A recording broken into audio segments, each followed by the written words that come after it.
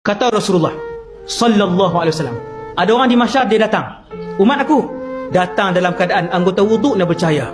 Dia duk berasa selamat dah. Anggota wuduk bercahaya, umat Nabi cahaya ni. Ditimbang. Bila ditimbang, Ramadan tak pernah tinggal, haji pun buat, zakat tak pernah tinggal, sembahyang fardu tak pernah tinggal. Maka bertimbun-timbun, bergunung gananglah pahalanya.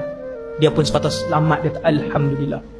Sebelum nak diberikan buku keputusan penuh, malaikat tanya, soalan ni bukan untuk dia saja, tetapi untuk semua orang yang ditimbang.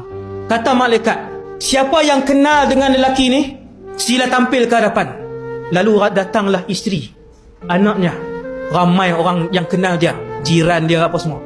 Lalu berkata isterinya, ya Allah, dia suami aku, 93 tahun aku hidup dengannya, tak pernah dia mengarahkan aku untuk menutup aurat. Bahkan dia melarang aku untuk menutup aurat. Hari ini ya Allah, aku nak tuntut pahala tu daripada dia.